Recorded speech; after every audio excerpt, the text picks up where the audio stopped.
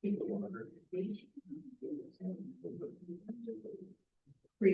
actually, and I don't know about you, I was thinking how mad where I was too, and.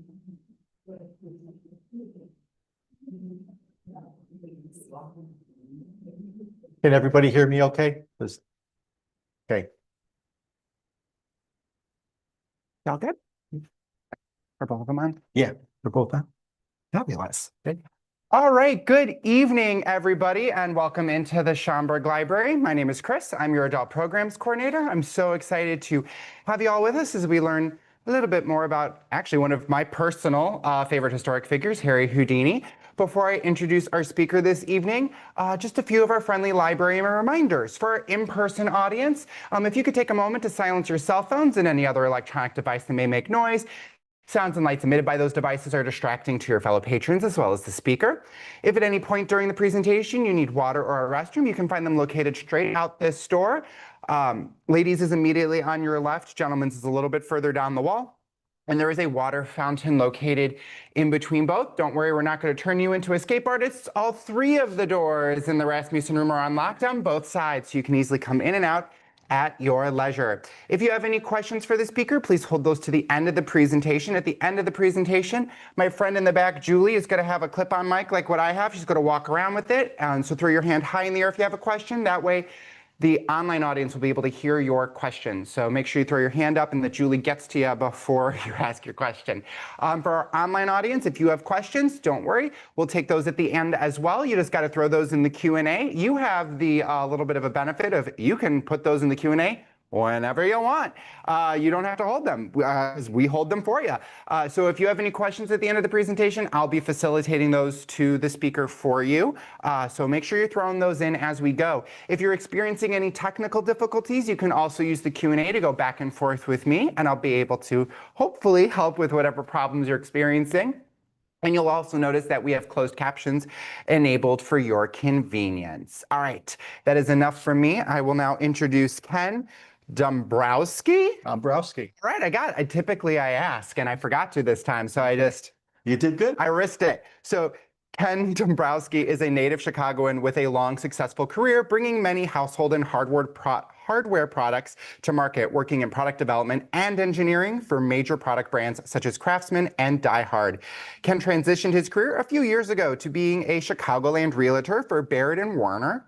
During this transition journey, Ken grew a more significant awareness to Chicago's rich history, including its unique places, neighborhoods, legendary stories, and movies linked to Chicago and its surrounding areas. Ken now shares his awareness by creating presentations linked with Chicago history, legendary sites and stories, as well as Chicago-based movies and famous personalities. Thank you. So thank you, everybody. And first of all, I want to really thank you for coming out in such horrible weather. I mean, it takes a lot of initiative to come here because sometimes you're sitting at home, trying to come here. It's kind of takes a lot of energy. So a pressure's on me to make sure that hopefully you have a nice, entertaining evening. I think you're going to really enjoy this program. I'm assuming most everybody knows the name Harry Houdini. Mostly everybody knows he was a magician, and most everybody knows that he was an escape artist. I'm guessing we probably have a mixture of an audience here of people that maybe know a little bit about him, and we might have some people that know a lot about him. So hopefully, the way I'm going to go through this is hopefully everybody will be able to pick up something that they didn't know about, and hopefully everything goes good. And again, if you have any questions, we could save them for the end. Okay.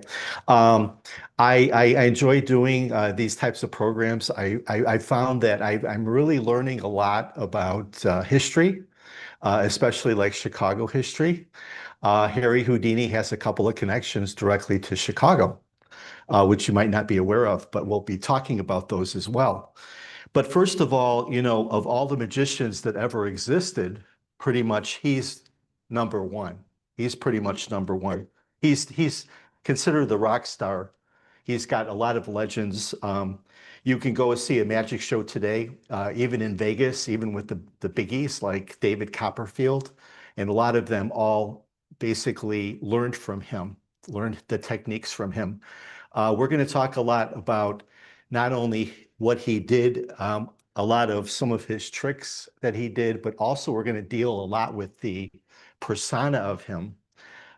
There's a lot of myths about him, facts and myths, and he's kind of a little bit misunderstood, and he's kind of a mystery because Harry used to like to tell tall tales, a lot of tall tales.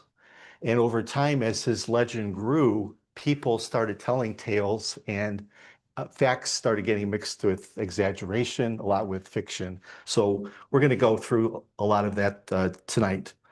Uh, but first of all, this is a very important week for Harry. Harry had his birthday, Tuesday, March 24th, 152 years ago. So I want to wish Harry a happy birthday. So it's his birthday week, which is, I think, why I'm doing this presentation this week. It's kind of tied to his birthday week, right? Okay. So the tale of Harry kind of starts in Budapest, Hungary. He was born in Budapest, Hungary, and he was born, his name actually was Eric Wise, and he was born in 1874. That's Harry over there on the left. And his father was a rabbi, a very strong Jewish family, Rabbi Meyer Weiss there in the center. And he led a small congregation, and his mother, Cecilia, there on the right, managed a growing household of 6 children. They had 6 children.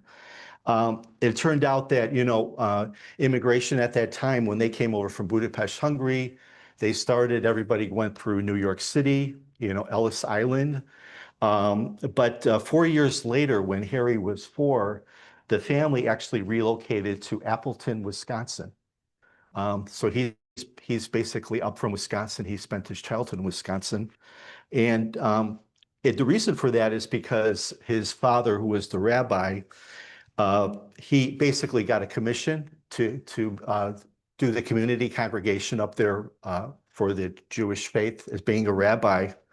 And so young Eric, he got nicknamed as Erie, which is kind of rhymes with Harry. He had a fascination with magic at an early age. He actually saw his first circus when he was 8, and he just fell in love with the circus. He fell in love with tricks. He fell in love with feats. He practiced when he was younger. A lot of the kids had toys, but he kind of practiced a lot with lock picking, acrobatic skills, and that would later define his career. Legend has it that actually he grew up with a couple of locksmiths in the area, and he had a fascination for locks. So he would actually do like help and assistance with the locks, and he used to take apart and put together locks to the point where Harry was so driven that he wanted to do it with his eyes closed. So he actually did it with his eyes closed so that he always can relate to how everything kind of works. And as I mentioned today, there's a lot of stuff that's mystery. So we're going to kind of sort out, I think, some things. We're going to sort out some facts, sort out some fiction things that you might have heard of. I've got a couple of video clips to kind of mix it up a little bit today. So at the age of 12, he decided to actually run away from home. And the reason for that is he was hoping to contribute to the family income because his parents were struggling and the family was struggling. Because as a rabbi, it turned out that his dad, he didn't get well accepted in the community. He didn't get well accepted in the community, and they were kind of struggling. So Harry ran away to make better things for himself. And believe it or not, he decided to join a traveling circus, probably like around the age of like 11 or 12. And he made his debut as a trapeze artist called Eric, the Prince of Air. So that's Harry over there on the left, kind of in his entertainment mode, but that's him in the middle there, the trapeze artist. And there's an earlier picture on the right of the circus performers. Not sure about the date on the one on the right, but that's kind of an early one. And Harry there is a teenager. That's him sitting with a tuxedo in the front row on the right when he started to practice his magic. So after perfecting his magic. He perfected it during the teenage years. And it turned out that he ended up following what he was a hero of his. And there was this really famous worldwide European magician called Jean Eugene Robert Houdin. And he was pretty much famous for doing different magic, different types of card tricks. So Eric got this idea that, you know what I'm going to do? I think I'm going to change my name for my mentor. So he took his last name, Houdin, Jean Eugene Robert Houdin, added an I, kept his nickname Airy, but changed it to Harry. And that's how he became Harry Houdini. In the early years, too, over on the left, he was, that's a picture of him when he was teens. He used to perform in different shows and in dime museums, and he would constantly challenge a lot of the local officials to basically handcuff him or lock him up, where he would learn his escape skills. So it turns out at the age of year 19, and here's the Chicago connection, in the Columbian Exposition of 1893, he actually was a performer on the Midway. Him and his brother, we're going to talk about his brother a little bit, but they were kind of a pair. And that's how he basically got his start there. And he got a lot of popularity at that point. The fair itself didn't really make him a star. It would actually take another 5 years before he got national attention by escaping a Chicago South Side jail, the next Chicago connection. Don't know which jail it was, but it was in the South Loop somewhere. And they locked him up and he escaped. So he finally caught a break in 1899, which was 6 years after the exposition. And there was a vaudeville master. His name was Martin Beck. That's Martin there. And Martin decided to book him on a tour starting in the United States, but actually going to Europe. And he basically, on Beck's advice, Houdini made escapes a central part of his act. He decided to recreate himself and focus on being an escape artist. So thus, he actually got a very well-renowned name called the King of Handcuffs. And the King of Handcuffs would play to sold-out crowds across Europe. And then later he cemented his fame by staging several high-profile escapes in the United States that we'll kind of talk about. He had a really innovative, he learned a lot about public speaking through his dad as a rabbi, and he had a very innovative marketing style. And the marketing style really is what really made him popular, and it set him apart from a lot of other magicians. At that time, we're now talking like in the early 1900s, competition was fierce. There was a lot of people that were entertaining. They were trying to advertise them as being the best magician. So Harry pretty much had to make himself unique. And what he would do is when he would do performances, he would decide to go in different public places like public jails or places that he would dare people to come up with something that he could not escape. And based on those dares, people would take him up on that. He got a lot of publicity. And that publicity is what really made his shows so popular and made his shows sell out, and the tickets drew huge business. Houdini actually had a brother by the name of Theodore, and his nickname was Dash. And he was actually Harry's first partner, and they were called the brothers Houdini. And this was, again, in the early 1900 time period. And they would perform in Coney Island, and actually Dash actually first dated Bess, who Harry was going to be actually marrying there at Coney Island. But because of all of the imitators, Houdini himself decided to bring his brother to Europe and kind of set up an act that kind of mirrored his in order to succeed and set them up beyond the other competition. He would be imitated, and he said, even though he's imitating me, why not keep it in the family so fiercely competitive out there. And it turns out that Theodore did move on to become a magician on his own, and he actually was pretty successful. But over the years, nobody really remembers his name. Um, and I think it was a lot of the personality traits, the flamboyance, the flair, the marketing of Houdini and what he did that kind of set him apart even from his brother. But they were both really good magicians. Interesting thing about Harry is he also turned out to be a huge aviator, pilot. He actually was one of the first aviation pioneers. He basically flew the first what's called the Voisin biplane, and that's actually the Europe's first powered aircraft. And he became one of the world's first pilots. And back in history at the time, that's right with the Wright brothers. He was right there, like, in the same time period with the Wright brothers. But the Wright brothers were focusing in the United States. Harry was focusing in other places. And actually, it turns out that Harry ended up in Australia, and he is actually the first person to ever fly a powered airplane in Australia.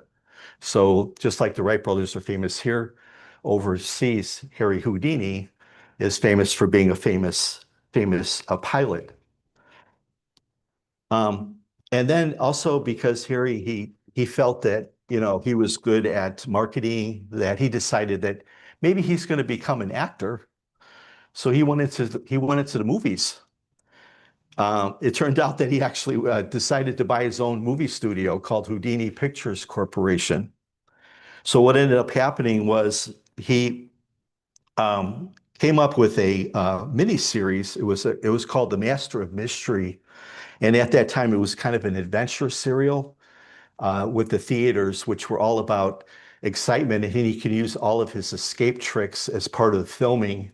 And because of all of the escape trips that he used as part of the filming, it got really exciting. It turned into like this big blockbuster hit where people were going to see it. So because it was a big blockbuster, he thought that he could buy a movie studio and make it in the movie business. Well, it turns out that he actually starred in 6 movies. He made 2 of these with his own studio, The Man from Beyond and Haldane of the Secret Service. And at the time, unfortunately, uh, Harry was turned out not to be a good actor at all. He was very intense person, very competitive. And when he did his escape tricks and he did that competition part, he wasn't a good actor on screen. And at that time, there wasn't even any sound or audio. But even in his movements, he was just very stiff and very intense. So the movie audiences didn't want that. So he ended up and he basically decided to get out of the business in 1923. So a very important person in Harry's life was actually his wife, Bess. Here's some pictures of Bess, Beatrice Houdini. And Bess was working at Coney Island at the time, and she had a act which was tied to some sisters and was doing miscellaneous acts. And Harry's brother introduced Bess to Harry, and they fell in love. And within 3 weeks of courting, they got married. 3 weeks, and they ended up being married for 32 years, all the way up until Harry's death. Uh, it turns out Bess was not Jewish. Beth was Catholic, and she was born in Brooklyn, but she was a big performer and entertainer. So Harry decided that they would go on the road together, and they partnered up together as a married act called the Houdinis. And in doing that, they came up with a very famous act, which we're going to talk about later, called the Metamorphosis. Um, I'm not sure if you're familiar with that, but we're going to talk a little bit about that. But it basically is one person basically gets locked and tied up in a trunk, and then the other person basically works and talks to the audience, and a curtain comes out in the front, and the next thing you know, within a few minutes, there's a transformation where that person is now in the trunk, and Harry's out of the trunk. That's called metamorphosis. Um, she was very petite. She was very small, which actually helped with a lot of the acrobatics. And Harry himself, he wasn't that tall either. He was he was about 5'6", a little bit less than 5'6". And Bess made costumes for the Houdinis, but yet the Houdini fame, as the Houdini fame rose, Bess kind of found herself kind of not in the limelight. She didn't want to be in the limelight like Harry. So she basically just stopped performing, but became a very partner that kind of partnered with him in a lot of developing a lot of his acts. Houdini adored Bess. Um, he basically would leave her love notes and write poems to her all the time. He affectionately called her like names like precious lump of sweetness, sweetie wifey, and darling one and only. Okay. So they had a very strong bond together. So with Bess gone, Harry needed an assistant, kind of a chief assistant, and he hired an inventor by the name of Jim Collins. And Jim Collins didn't like to get his picture taken. You can kind of see him. He's kind of hiding on the left side behind Harry. Harry, you can tell Harry's the one that wants all the public attention. And Jim Collins there is in the upper left, and then in that lower left, he's in the background there. Later on, he would play a part when we talk about some seances, when we start talking about Houdini and spiritualism. So that's him over on the right with a phantom picture of Harry. But it turned out that Jim was not only a key to his success, but he was kind of the innovator and inventor of a lot of contraptions that were used to do a lot of the acts. What we're going to talk about is that some of the acts that Harry did people were just so blown away by what he did that they felt that no human being could do an act like that, and that Harry must have had some kind of a spirituality or supernormal activity. And that's how good Harry did. And we're going to talk about what made him so successful in that regard. And also his marketing ability fooled a lot of people. And he got a reputation of being like a supernatural superpower to be doing some of the acts that he did. So we're going to talk about some of these. And I know you probably have heard of some, you might not have heard of others, but I'm going to cover some of the most famous ones and the most bizarre ones that he did. The first one that he loved to do is he loved to jump off bridges. Crazy guy. He would get all shackled up and tied up, and he would have the officials basically just completely tie him up, and he would jump from bridges.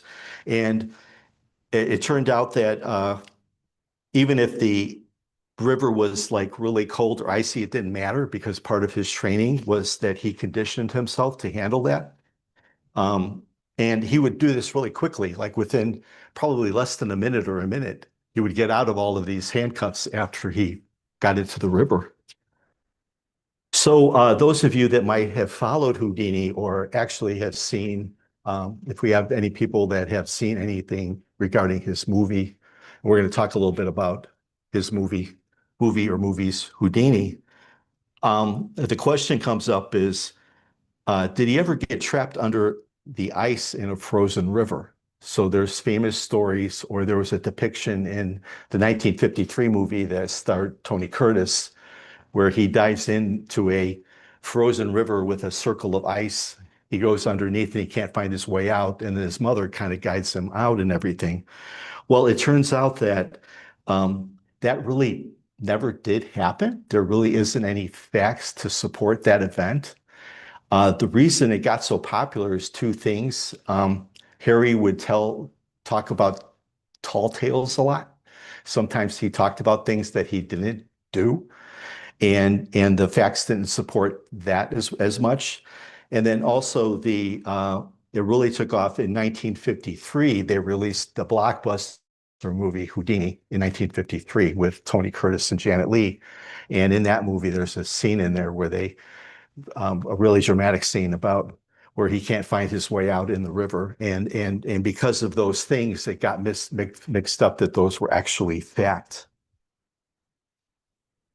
But the one thing, so here's actually a scene. I didn't show it here, but the bridge is up there in the upper left, and this is scenes from the movie on the right with the hole in the movie.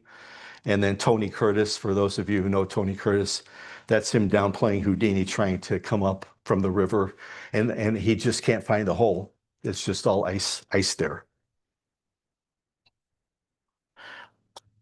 The next thing he did is he created this, he would bring in these masonaries and these bricklayers, and they would build this brick wall out of cement on stage. And basically, they demonstrated how the wall was solid, how it was well built. And he would then place a small changing screen on each side of the wall. And then when he started stepping one of the through one, Houdini would then emerge from behind the screen on the opposite side of the wall.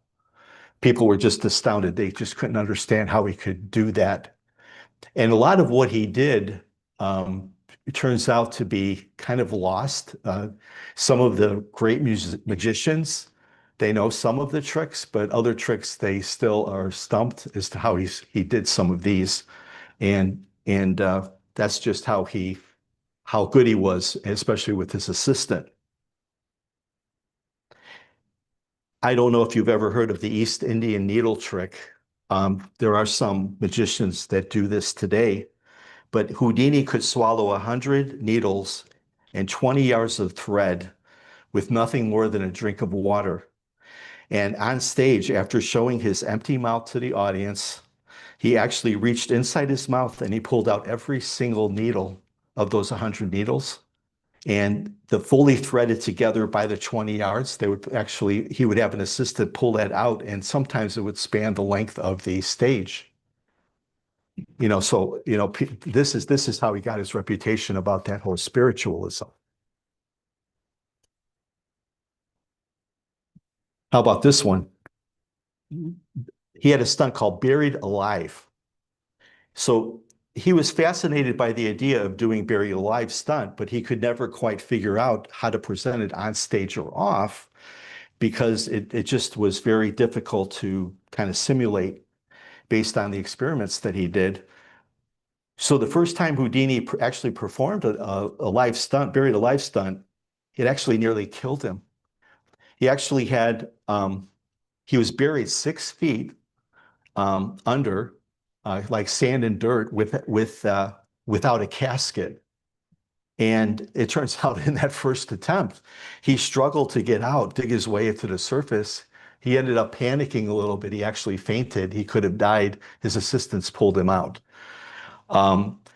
It's really interesting with him. We're going to talk a little bit about his personality and his perseverance, but it wasn't that he wasn't mesmerized with death, but he basically just conditioned himself not to worry about it. Like, he had this mindset of, no matter what I do, I know I'll be okay, and I'm not gonna die, even though the probability in some of these cases was that he might end up dying. So while that terrifying near-death experience would be more than enough for most to just quit, right? He went on to actually perform another variation of it, which is shown in the photos here.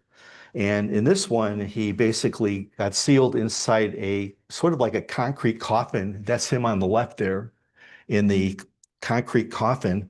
And he got submerged in a swimming pool underneath water. And basically, they even put him like in shackles and chains. And he was able to get out of this. And it was part of the conditioning of how he was conditioning his body to do that. So from that success, he actually was planning a huge performance, which was going to tie to the Egyptian pyramids in an elaborate stage version that was going to come and be done. But unfortunately, he ended up dying before he could actually go through and actually do this act. He's also very famous for a milk can escape, and his greatest onstage waterscape was this milk can. And it was a Houdini original, and the milk can is one of the magician's best known magic tricks.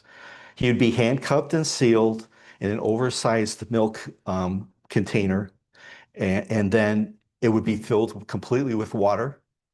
And it would then be, the lid would be put on and it basically seized up. And he basically invited members of the audience to kind of hold their breath with him while inside the can. And it was all, in later performances, he actually featured where the milk can could actually be locked inside a changed or padlocked wooden chest because apparently, he preferred tricks with a greater risk of death.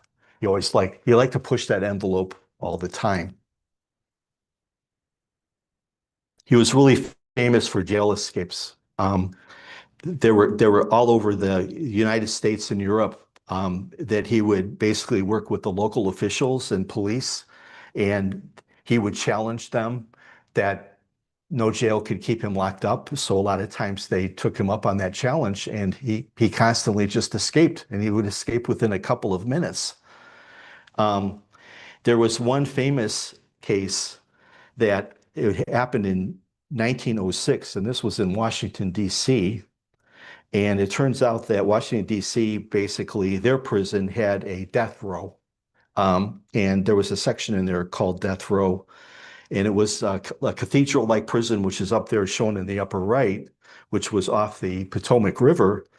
And he basically was escorted by the warden and the guards to the south wing of the jail, which was death row. And it turns out that they locked him up in cell number 2, and they actually stripped him almost completely naked. That's actually him there. He's just got his underwear on.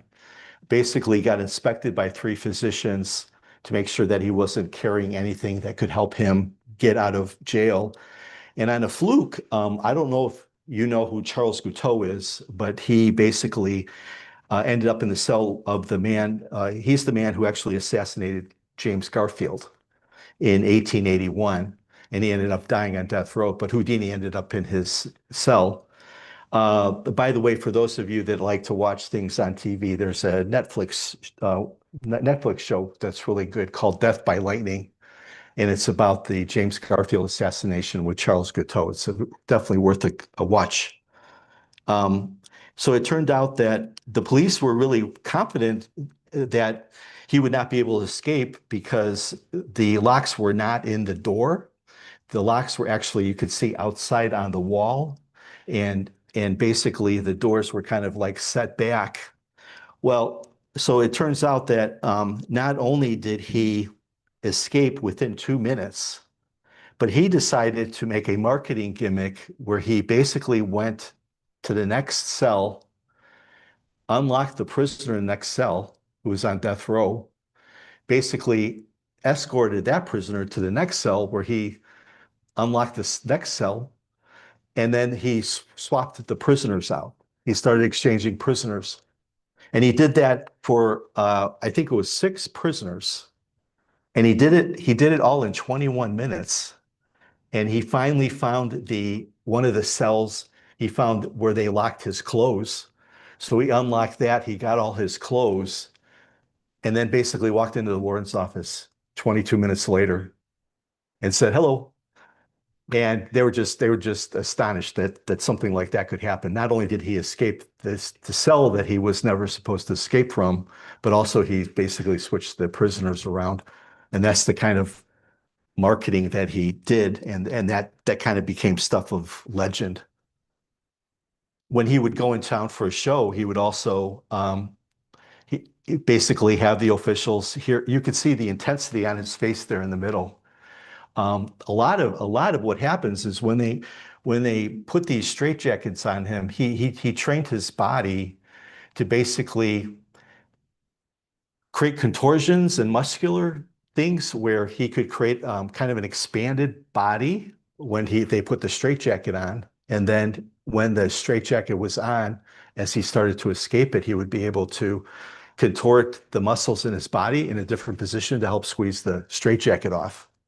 So what he would do is they would have these elaborate straitjackets, as shown here in the photo, and then they would get a crane, and basically they would hoist him upside down above the public. There would be thousands of people that would watch this.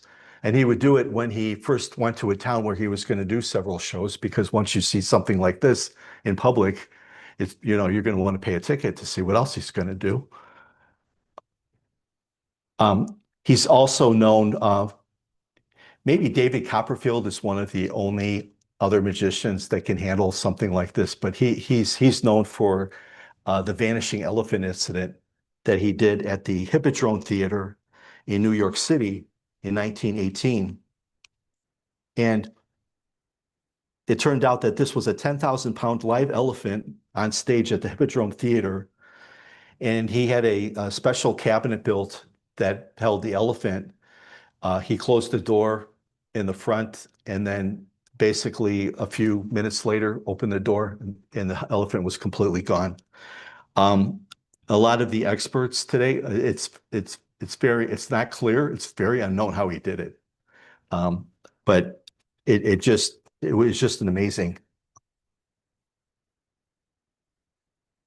He also loved what's called the overboard box escapes. So he would basically have a team crate him up, chain him up, nail him in a crate where he was shackled and chained, basically dump him overboard or put him in with a crane, and he would basically get out. Not only he would get out of the crate, but then the observers would watch, and all of his shackles and chains would still be in the crate when he did that. This was the Metamorphosis Act with Bess. And again, the metamorphosis was a showmanship where he would be locked in he would lock her in a trunk. And then there would be a curtain in the front. And a few minutes later, all of a sudden, she's out of the trunk. And then basically the curtain goes down and the trunk is still there, and the trunk is locked up. And they go and unlock the trunk, and basically they switch places because Harry would be in the trunk. And that was very famous. This is still done today by a few magicians. It's called the metamorphosis. This is really crazy, but this is a true story. So it turned out that in 1911, that a group in Boston basically caught some kind of a big, huge sea. They referred to it as a sea monster. It was kind of like a 1,500-pound, and it wasn't actually a fish. Nobody knows exactly what it was. It was like a combination of a whale, but it also had some other things like tied to a turtle. So they were referring to this to a sea monster. So the local officials in Boston thought that they would make a fool out of Houdini, and they challenged him to basically put him in the belly of the sea monster, chain him in the belly of the sea monster, and see if he could escape. It turned out that he did escape, and the only issue he had is he had a hard time where he almost suffocated because there were a lot of chemicals that were being used to embalm the monster. But it's a crazy story, but it's actually a true story. And finally, one of probably the biggest, one of the most insane ones is it's called the water torture cell. And he basically, it's very extremely dangerous, as you probably can see here, but it's a remarkable contraption that he had built for $10,000, and he had it built in England. But what he would actually do there is he would have them get chained and shackled to his ankles, have him hoisted up upside down, and then he would get dropped into this like aquarium where assistants would then fill with water. It was like 500 gallons of water, completely like handcuffed, completely locked up, and they would put a curtain in front of the screen, and within a few minutes, he would appear up at the top of the tank, out of the top of the tank. Just incredible. We're going to talk a little bit about his death as well. In the movie, the original movie Houdini, for those of you that have seen it, there's a depiction of him dying in they call it the water torture cell, but he didn't die in the water torture cell. So what's really interesting too is I found that they created some actual, and this was back in 1906 and 1907 when some of these stunts were happening, but they actually created some film footage that I'm going to show you here. You can see actually some of his stunts being performed by Harry himself.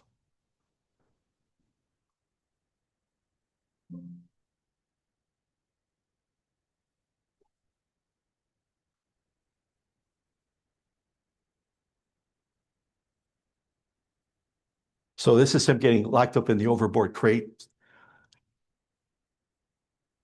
So- and watch not only how they'll chain and shackle it, but they'll also nail this thing. And the quality of filming, there was no 4K back then in 1906 to 1907, no high definition video, and not audio wasn't. So they're hoisting him up with this crane.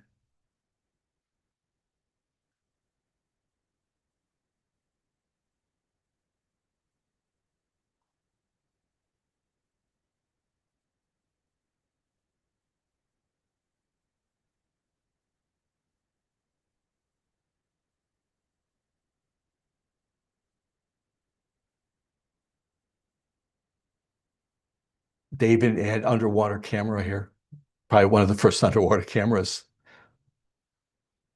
That's actually his hand there coming out of the crate underneath. And then it just kind of clips to him being out.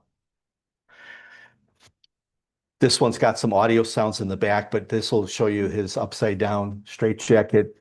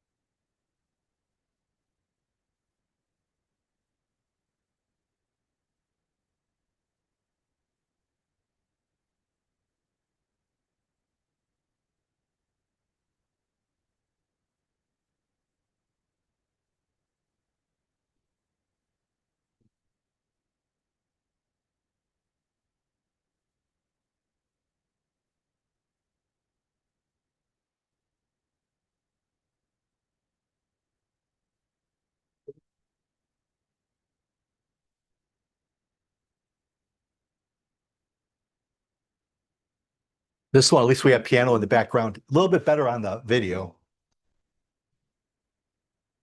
This is going to be off the bridge.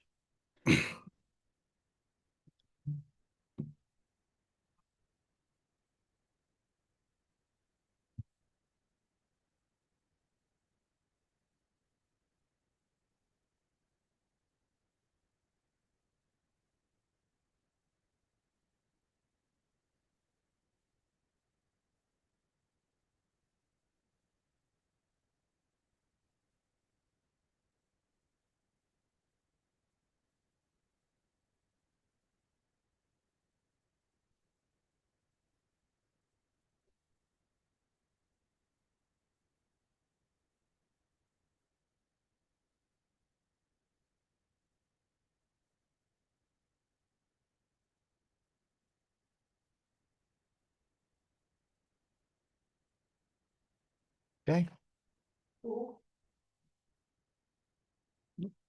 See here. Got to exit the. There we go.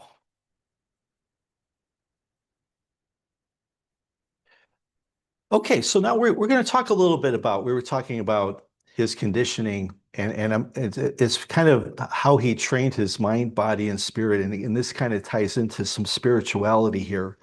But, as I mentioned, his personality and marketing um, were so phenomenal. People knew that he wasn't human, that he had to be some kind of a spiritual being or some kind of a, superhuman, supernatural. And that's what he did. That's what he tried to specialize in marketing. But he basically, over the test of time, he basically did more for the self-help movement than he did for the art of magic. And what I mean by that is he was not a cheap stuntman or he was not a cop-out type of magician. There was always kind of trickery involved or technological wizardry and everything. But he stayed honest to himself, his craft, and his audience. And he was so passionate and he was so compelled to learn about the body. What can the body do? How can I achieve things that nobody else can do? And that was where the supernatural element kind of came in. He made his body into a really powerful instrument of change. One modern day example of that would be if you follow Tony Robbins, the motivational leader. He does at his seminars the bricks of fire, and he sets your mind so that you could actually walk through over the bricks. This is Houdini's done that on a whole different level. And some of the things that he would actually do, first of all, is he practiced all the time. He'd practice not only with like locks and picking locks, but he would also submerge himself in freezing water to kind of adapt his body or the nervous system. Actually, there in the middle of there, there's a diagram of a spine in the back. That's actually a Houdini sketch. He would kind of like study the body and what can the body do? What limits can I train myself to kind of push? He basically trained his body to hold his breath for more than 5 minutes. A lot of scuba divers can do that today, but at the time, you barely can do a minute. And in a lot of the acts, he would actually challenge the audience to do the same thing while he was doing it, which created a lot of that intensity. He also did a lot of training on his internal organs. He did a lot of regurgitation, like for that Indian needle trick. What he would do is he'd basically take food and he would tie it to strings and he would practice swallowing it, having it go down in the body and kind of pulling it out through with the string.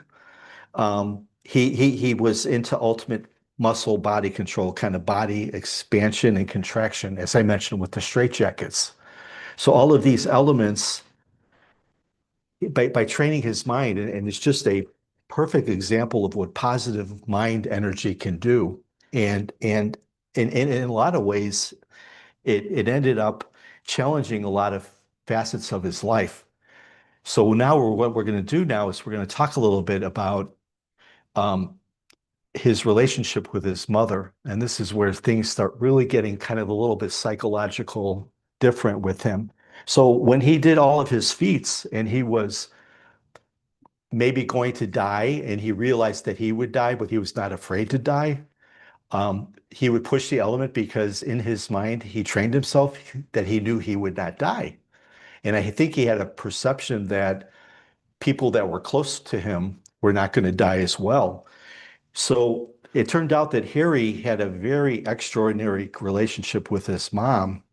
And the family struggled and the family pitched in to help with the mom. And basically through childhood poverty and marginal social status that they had, the Houdini came to view his mother as kind of a figure of transcendent love and just selfless devotion.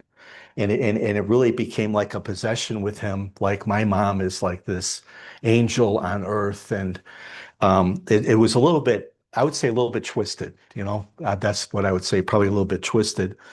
As an adult, he actually described his mother as the guiding beacon of his life. He only wore clothes that his mother picked out for him, even when he was an adult. He basically delighted to bring her to performances, and he was always wanting her to be accepting of the fact that his performances were the best there was. And she would travel with him, and she traveled with him to Europe and the United States. And it turns out that even after 20 years of marriage, and he was very fond, that's best there in the middle with his mother.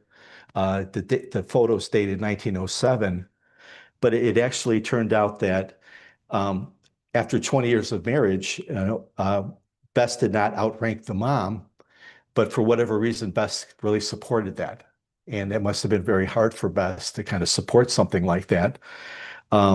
He bought a German, in the German section of Harlem. Here he bought a house for both his mom and his wife. The three of them lived together for their whole life. And unfortunately, what ended up happening is uh, his mom was kind of getting, older and more frail. She couldn't travel as much, and he had to do this big trip to Europe. And out of nowhere, he basically got a telegram on July 17th of 1913, and he found out that his mother died.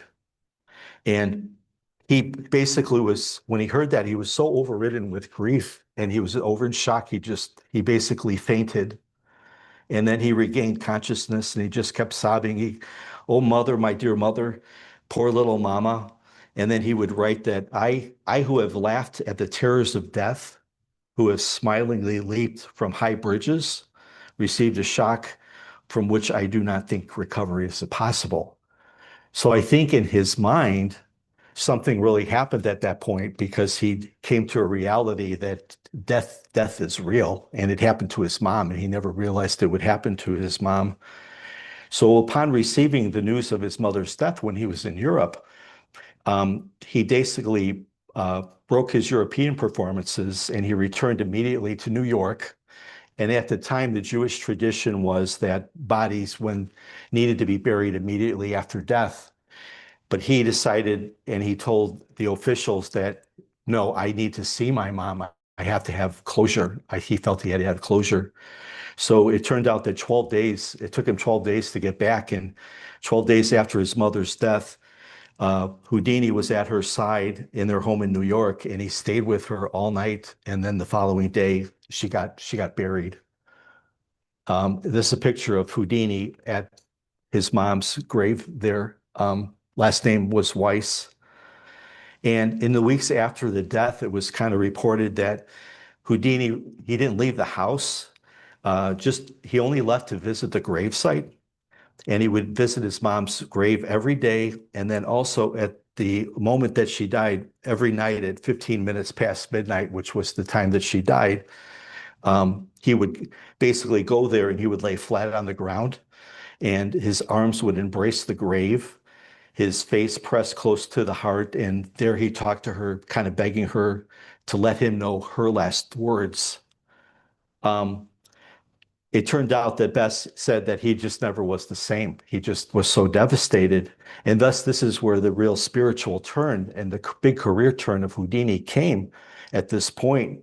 It turned out that it turned out to be the single most important event in his life because he worshiped his mom. And those who knew him said that he just never was quite the same. He basically then started talking about he needed to find out and he needed to communicate with her. He needed some kind of closure. And that went down his whole spiritual journey, that he basically started doing a lot of seances with experts, and his whole career started to shift towards this.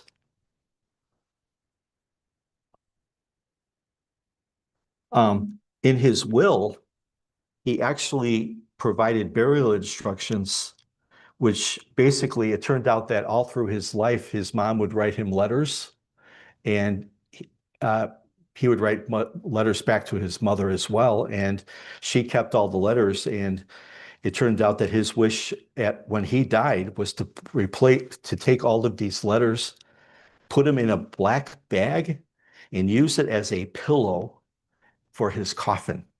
And that's actually what happened when he died. He actually had a pillow of the letters from his mom.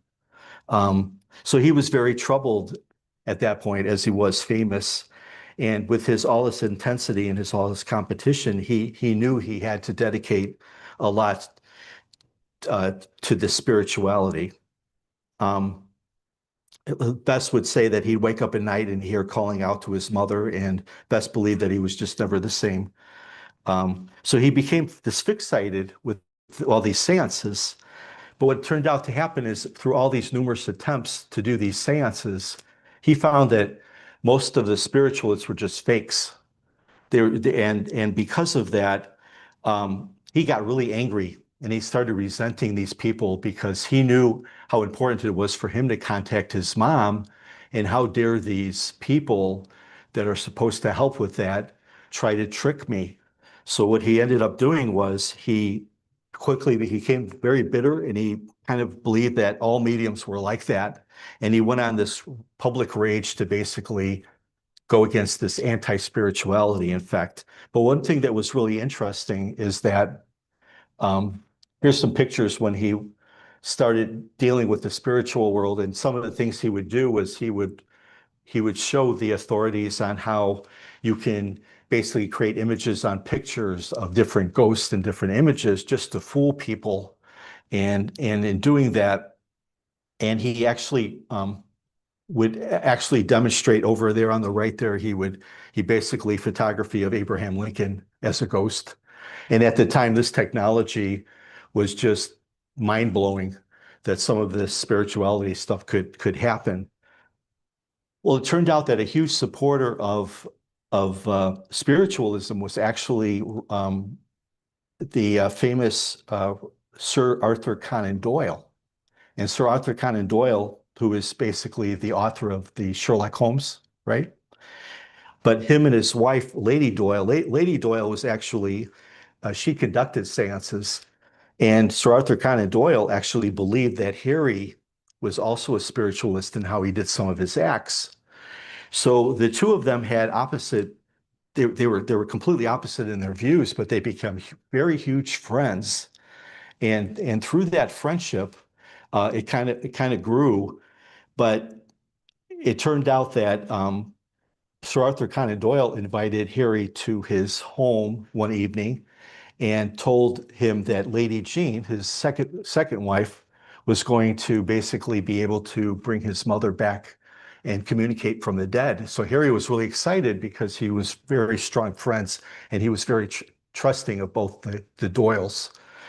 So what happened is on that evening, Lady Doyle actually did a seance, and basically she was producing different letters and things that were kind of in writing.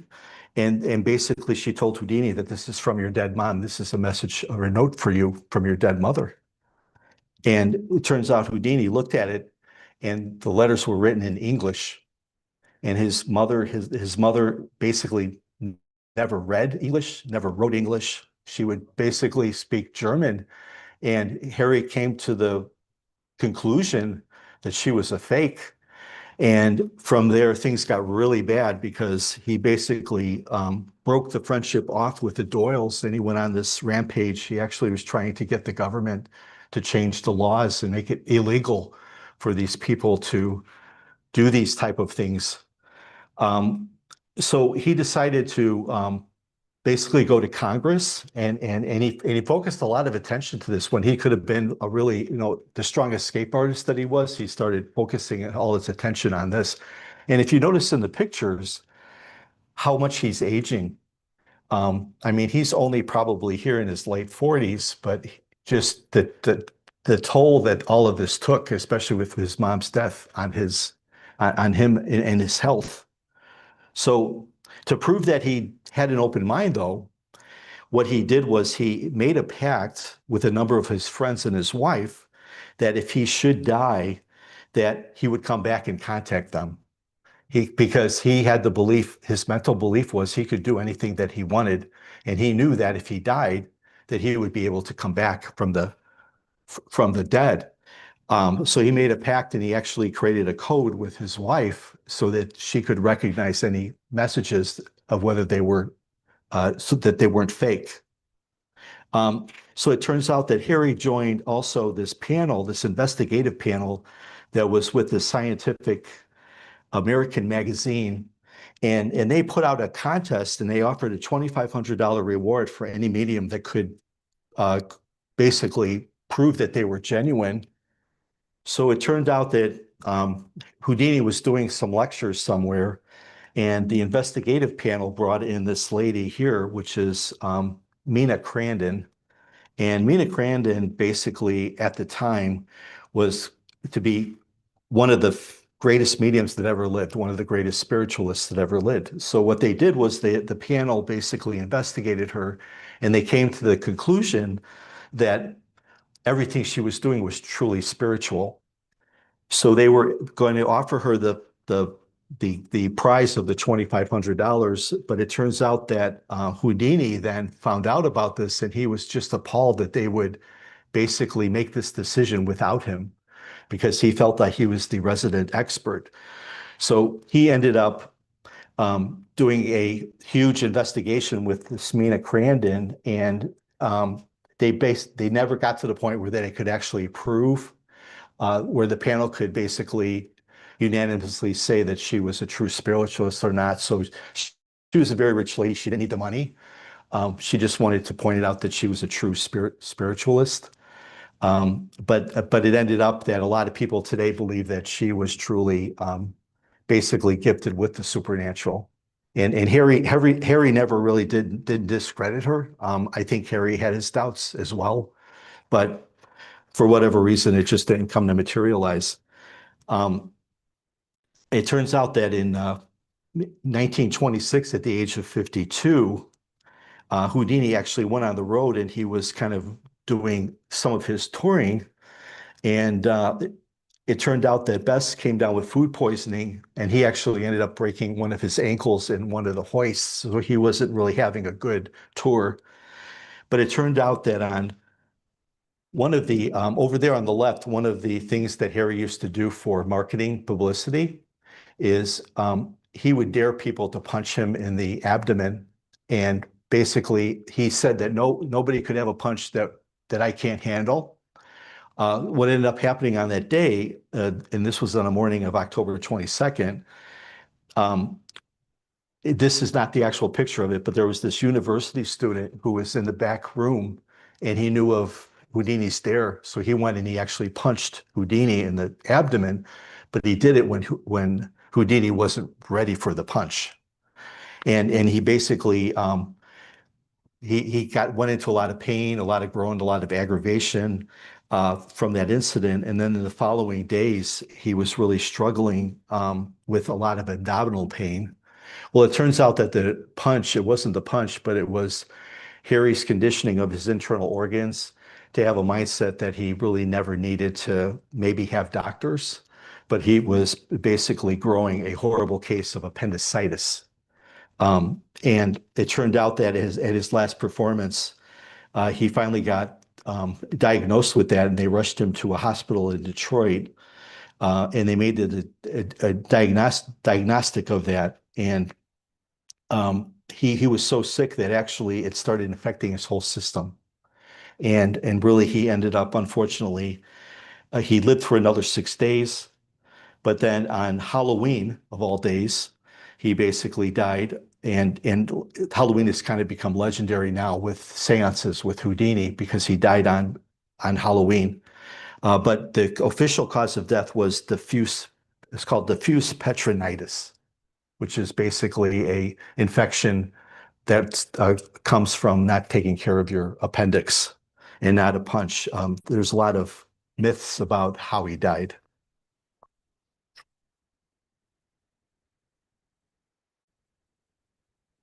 So Harry was actually huge. It was a huge funeral. A lot of people attended, and basically he became very legendary. And at this point in time too, he basically has a beautiful memorial site there in Queens, New York. This is where his burial ground is. And then it turned out that upon his death, Bess, his wife, decided that every Halloween that she would try to conduct a seance to basically communicate with Harry to bring Harry back. And she basically did that for a period of 10 years on Halloween. And it turned out to be what's called the Houdini annual seance. And every Halloween she did this for 10 years. And she finally, on the 10th year, she did a famous seance on October 31st of 1936, and it was on the roof of the Knickerbocker Hotel in Los Angeles. And she said this was going to be the last time that I tried to contact him because 10 years is enough. If he could have come back to me, he would have come back to me based on the codes. So it turned out that the event proved to be unsuccessful. And Best kind of stated that, Houdini did not come through. My last hope is gone. I do not believe that Houdini can come back to me anymore. And uh, after that event, uh, every Halloween, even up till now, there's these annual seance programs that try to continue to try to communicate with Harry. And nobody's really come forward and, basically indicated that they've communicated with him. And then unfortunately, Bess, she died on February 11th of 1943. And what was really unfortunate is the plan was that she was going to be buried with Houdini and also his mom in New York. And it turned out that her family was Catholic, and the Catholics would not allow burial in a Jewish cemetery. So she has two graves. She has just a placeholder in the family plot with Houdini, which is in the lower right. That's a placeholder in that big placeholder in this big front area here on the lower right. But she's actually buried over in Queens, New York at a Macphilia cemetery, and that's her headstone in the middle.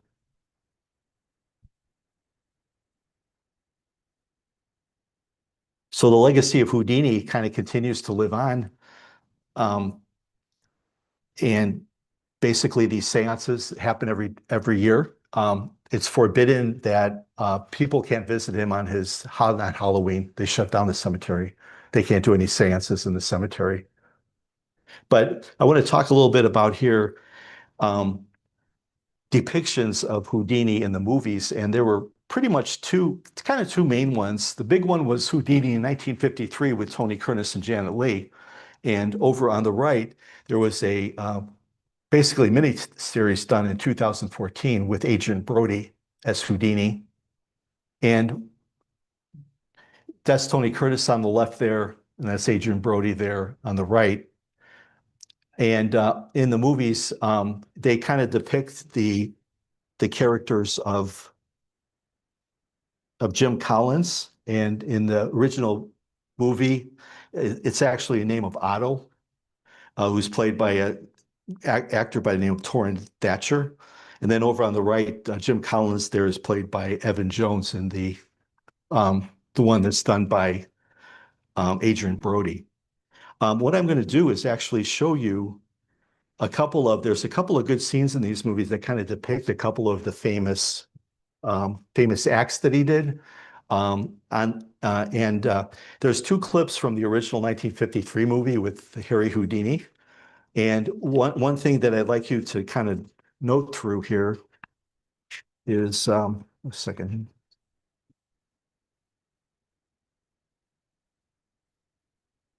The first one's going to show you it's the theatrical performance of how the metamorphosis works, and it's done with Tony Curtis and Janet Leigh.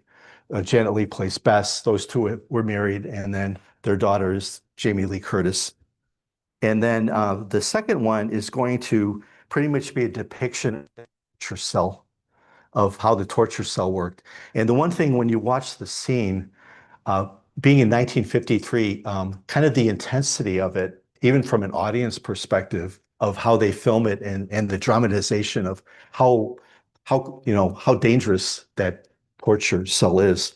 And then there's a couple of clips from the Adrian Brody one. And the Adrian Brody one is a little bit more, I would say, very, very over dramatic. It was kind of very over dramatic, and a lot of that movie. I did see that movie, and it's a lot of things in there were not really. They were kind of fake, and for some reason, the movie in there kind of depicts trying to create solutions for how Harry escaped. So the two scenes that I'm going to show you it's going to show you just the brick wall scene of how it was staged, and they do a really good job in there of how that brick wall would have done. And then there's going to be a scene in there where he jumps off the bridge in his irons. But pay attention to Adrian Brody's kind of soliloquy because he starts talking about the elements of who he is as a person, which kind of ties into the things that I kind of talked through.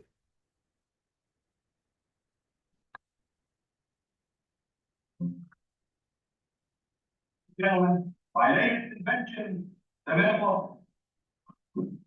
Music, please.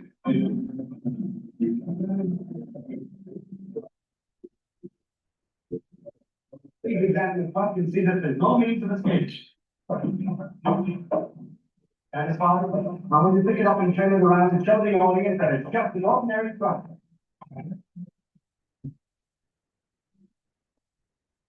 Thank you. Oh. All right.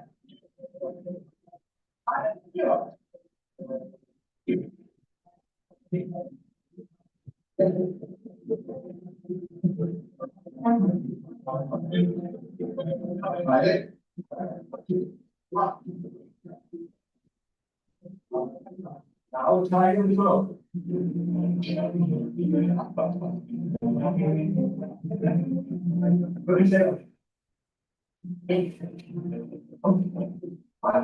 You hold the key, sir.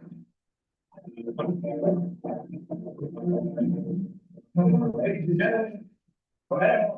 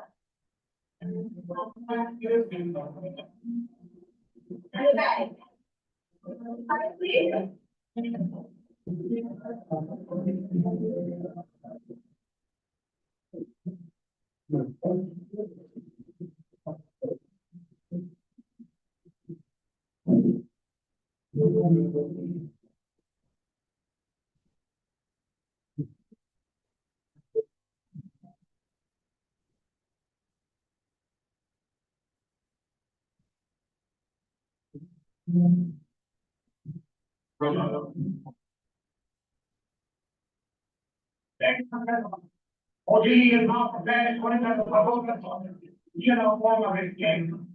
Has never been attempted by anyone, anywhere. For information, this shell contains 2 tons of water. Not the experiment. Take the last position. As soon as Houdini is lowered into the water, I ready Houdini.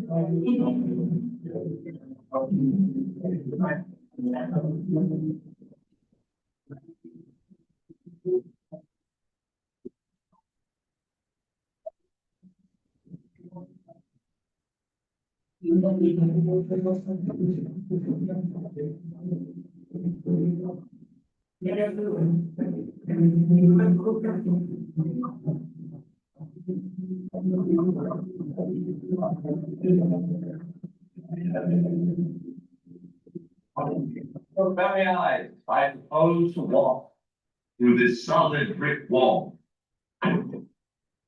This structure has been erected by several of London's finest masons within the last hour. What an achievement.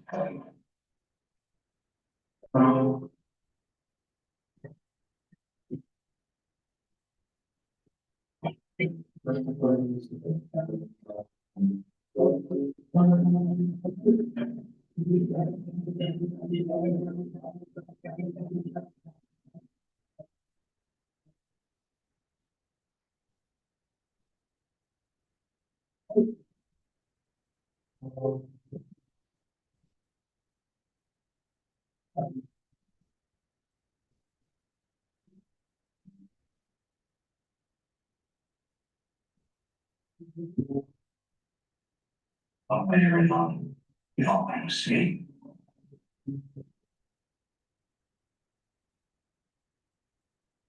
Then life shackles us. We need to get away from boredom, and pain, and fear.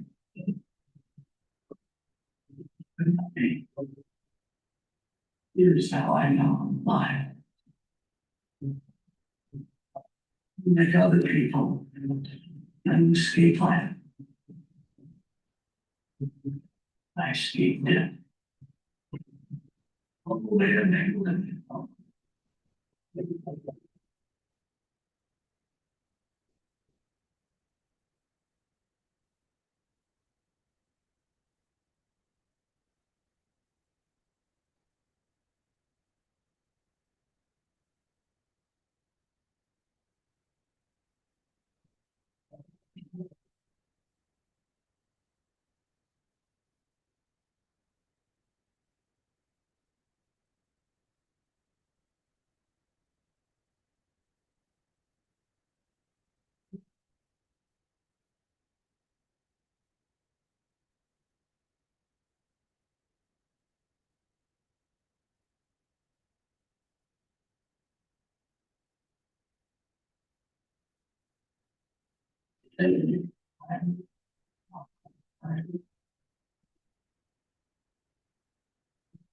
These are wise.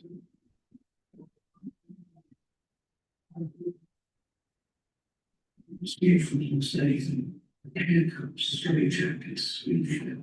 I can't seem to escape from sleep.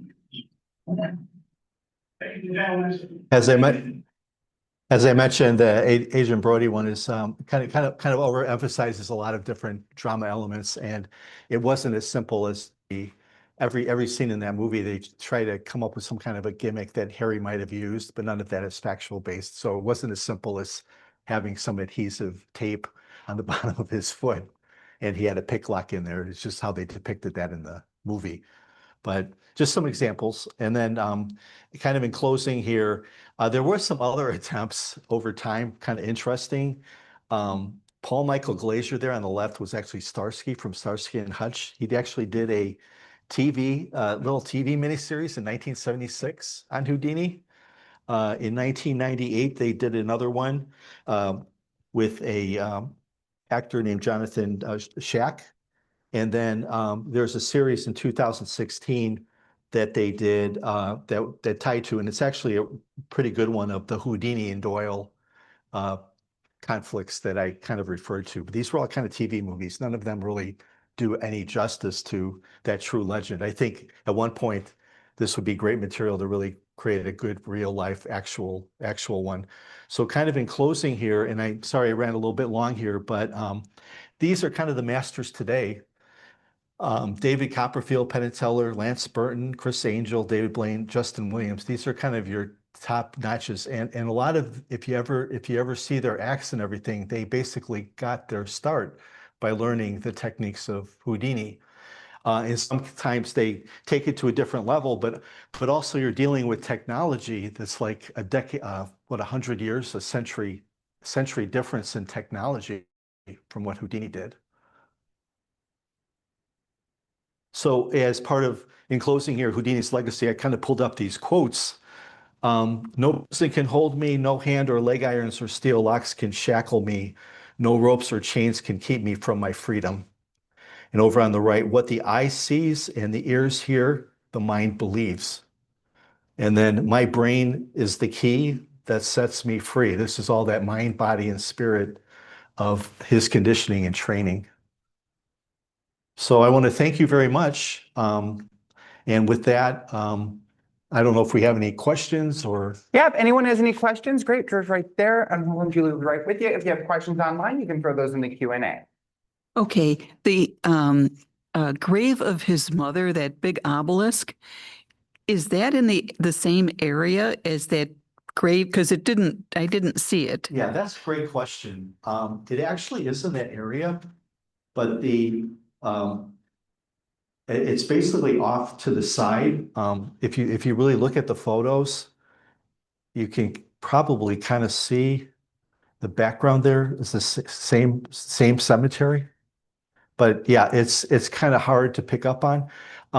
There was a big reconfiguration that was done because he basically created, after his mother's death, he actually recreated a lot of the elements of expanding the family grave, including basically the mourning angel there, as well as his headstone there on the right. So that layout might be kind of configured differently, but it is the same cemetery. The mother is there.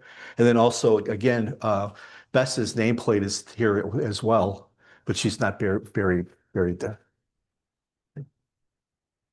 Yes. Two quick questions. Did they have any children, and were they considered wealthy, the Houdinis? Great question. So no, they did not have any children. I'm not sure why they didn't have any children. I don't know if it was up as true or not.